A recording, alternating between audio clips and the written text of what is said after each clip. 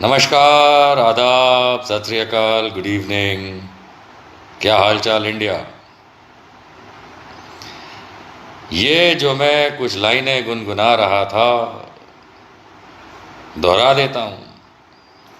बात निकलेगी तो दूर तलक जाएगी, बात निकलेगी तो दूर तलक जानी चाहिए।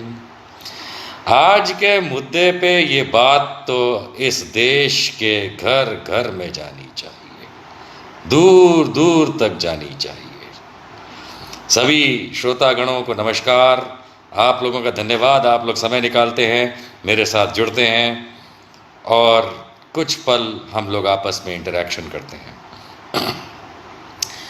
आज का मुद्दा मैंने बहुत सीधा साफ चट रखा है कि भारतीय जनता पार्टी जो है इस देश पे शासन कर रही है।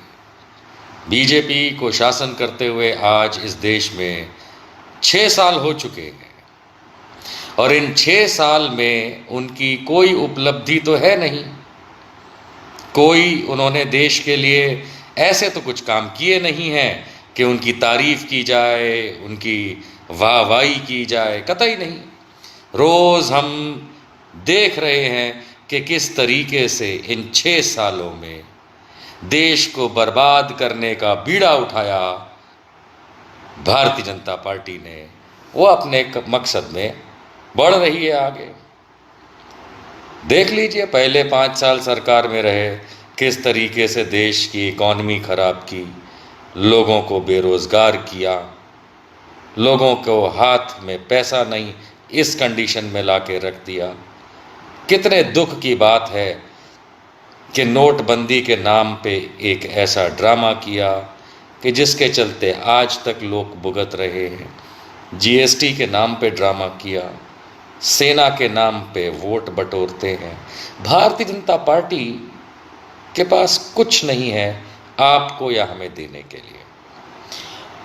और एक समय ऐसा था कि जब भारतीय जनता पार्टी 2014 में सरकार में आई तो मीडिया, खास करके मीडिया में उस समय इतनी दम तो थी कि वो हम लोगों के साथ भारतीय जनता पार्टी का इंटरैक्शन करा दे, जिसमें सच्चाई, देश के हालात, बुरे हालात, सबकी चर्चाएं होती थी। और ज़्यादातर भारतीय जनता पार्टी उन चर्चाओं में हार जाती थी।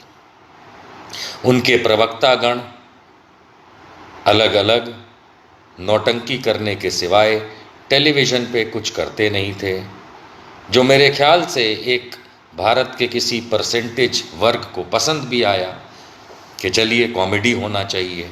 वो कॉमेडी एक सीमा तक, एक लिमिट तक अच्छी लगती थी। लेकिन जैसे जैसे समय बीतता गया, एक एक करके राज्य भारतीय जनता पार्टी चुनाव में हारती गई और इनके प्रवक्ता, खास करके टेलीविज़न पे जब हम लोगों से मुखातिब होते थे तो वहाँ हारने लगे। जब ऐसी परिस्थितियाँ खड़ी हुई तो देश में भारतीय जनता पार्टी के अंदर हाहाकार मच गया कि भाई ये जो विपक्ष है या कुछ ऐसे लोग हैं टेलीविज़न पे जो आकर के भारतीय जनता पार्टी के प्रवक्ताओं को धोबी पछाड़ करते हैं और उन विचारों के पास नाटक, ड्रामा, डांस और बकवास करने के सिवाय कुछ रहता नहीं है, तो स्वाभाविक सी बात है कि प्रवक्ताओं की हार को भारतीय जनता पार्टी ढकेगी, ढांपेगी। और इसके लिए उन्होंने बहुत कोशिश करी पिछले 1-1.5 साल में। 2018 ऑनवर्ड्स, मान के चलिए 2018 ऑनवर्ड्स उन्होंने पूरी कोशिश करी कि किस तरीके से भारतीय जनता पार्टी के प्रवक्ताओं को नंगा करके टेलीविज़न पे हराने के लिए जो प्रवक्ता या जो लोग आते थे, और बहुत सारे ऐसे अच्छे वक्ता थे जो तथ्यों के साथ उनसे ज़्यादा ज़ोर से चिल्ला के और अपनी बात रखते थे और लोगों तक पहुंचती थी।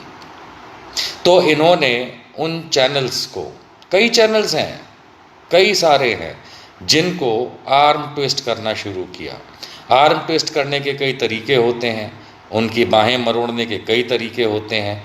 एक आध तरीका तो ये भी है कि जो उन्होंने अपनाया और जिसके तहत उन्होंने साफ मना करना शुरू कर दिया कि अगर फलाना व्यक्ति पैनल पे डिबेट में आएगा तो भारतीय जनता पार्टी से कोई नहीं आएगा।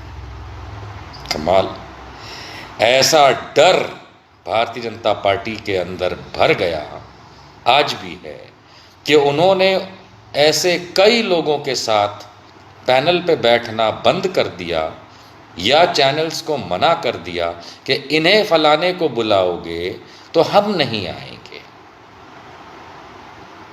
इसका मतलब समझे, इसका मतलब ये है कि भारतीय जनता पार्टी की फटी,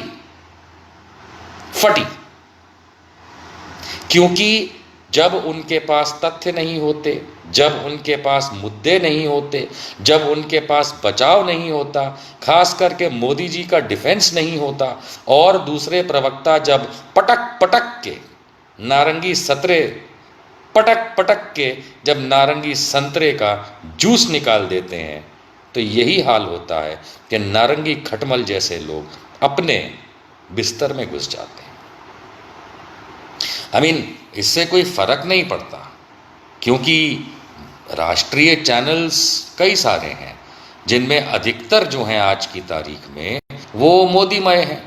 ठीक है भाई, मोदीमय होने का उनका अधिकार है, किसी का अधिकार तो कोई सवाल नहीं उठाना चाहिए, लेकिन डर, आपने कई एंकर्स को देखा होगा, बड़े छोटे एंकर्स को, कि वो हल्ला मचाते हैं, चीखते हैं, चिल्लाते हैं, भारत के लोगों को गलत भाषा से नवाजते हैं। इसका मतलब है कि वो डरते हैं।